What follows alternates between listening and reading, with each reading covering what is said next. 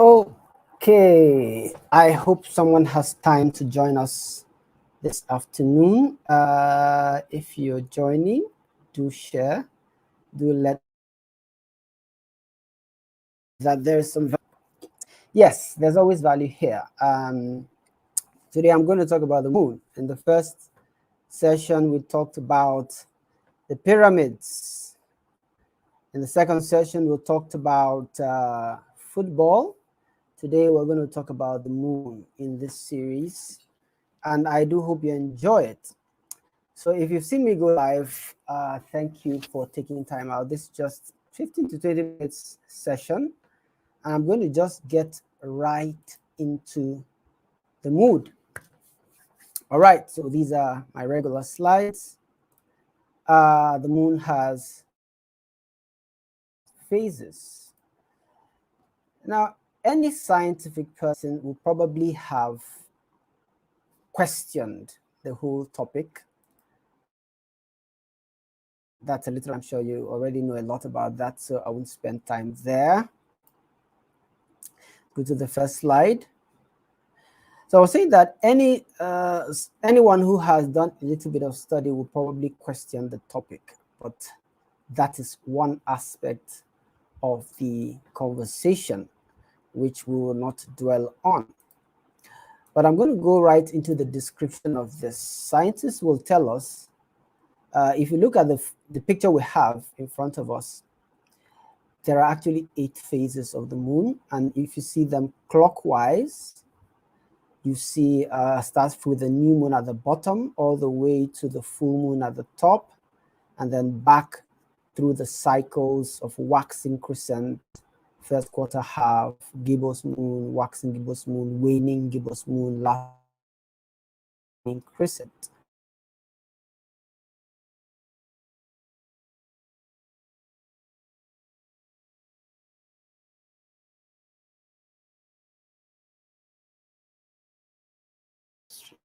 Okay, sorry about that, James. Thanks for that. I got cut off a little.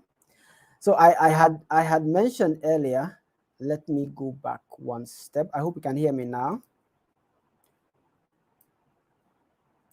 Yes.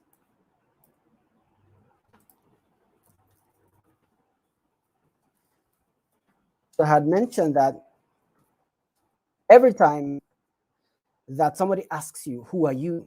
Or you have to introduce yourself somewhere, most of the time you limit that conversation or that introduction to your profession, what you do 8 to 5. And this paradigm, I think this paradigm was passed on to us by parents that say, okay, your profession is a key important aspect of your life, because obviously you spend 1/3 of your life, typically maybe 8 hours a day, doing what you do. And then you say, oh, who are you? You say, I'm an engineer, and you're proud of that. I am a scientist, I'm a doctor, and so on and so forth, because that's what you spend most of your life doing. And that is from a generation that did not have any, they had very little of the notion of multiple streams of income. They had stable society. So if you had a job, you could keep it for 30 years, for 25 years, and everything was fine. But that is not the economy we live in now. And that what that means is that people have to learn to do things they were not taught in school. So the question of introducing yourself merely based on what you do, there's a question there. There's an issue there. I remember we started with the subject of perspective. How do people see you? Now, when we talked about the moon, you discover that if I were to of having a problem because it doesn't remain a crescent or a full moon or whatever throughout the month, the moon does not have a problem. I have a problem. The moon is the same. What is changing is my perspective. What is changing is the angle from which I see the moon. The angle from which I see the moon, the aspect of the elephant that I'm touching, right? So if I'm describing myself and I say I'm a doctor, and one day you see me playing a guitar, He said, what? Is he a doctor or is he a musician? I tell you, I'm an engineer. And one day you see me doing a painting, and that becomes the dominant part of my conversation. What happens? You think, I mean, what is he? Is he a doctor? Is he an engineer? Is he an artist? Those paradigms are from a generation that had much more stability, that had a certain sense that what we are taught in school is what we are. But the truth is that I don't think what we are taught in school is what we are. There's a concept called midlife crisis, and a certain professor describes it as a confrontation with our mortality. The realization of he can feel is a war.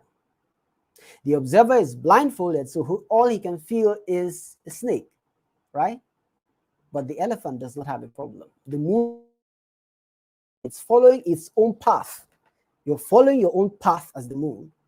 You look different at different times to different people, but that doesn't mean you are not who you are.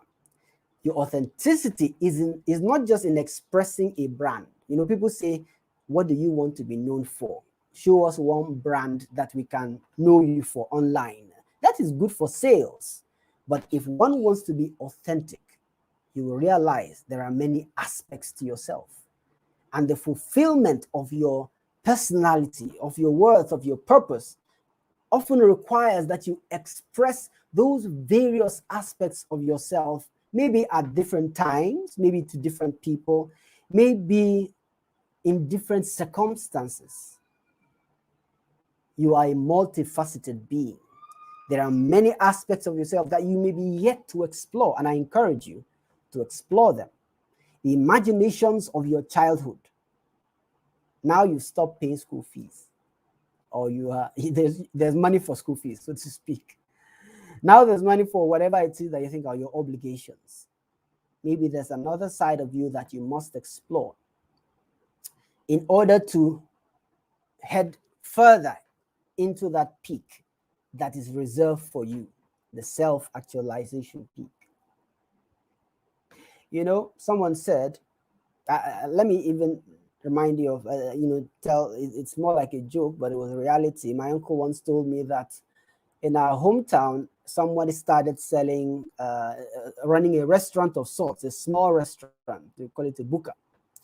And people were so disgusted. How can somebody be selling food? That was their paradigm. That was their perception of how things should work. Somebody could be from another generation and say, oh, why don't you focus on your job or your school? But then you find that, like I said the last time, a footballer comes out of secondary school and he can pay your school fees, your daddy's school fees, your mom's school fees, your house rent, and it won't mean anything to him because he followed his own path. It's not about focus on your job or school. It's about expressing the fullness of yourself. And somebody said we're going into the gig economy where no longer so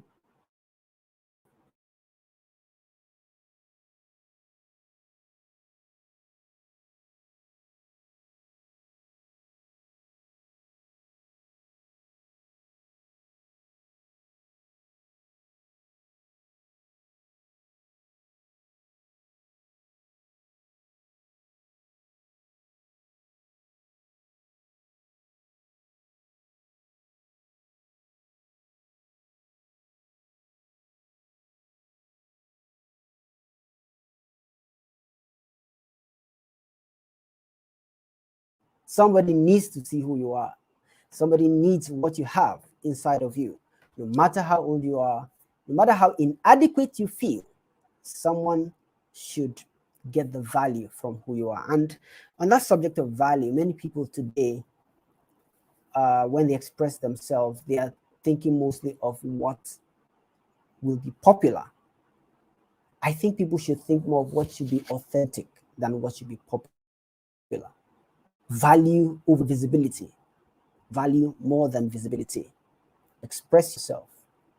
Express yourself. And that's where I'll stop. Thank you for listening.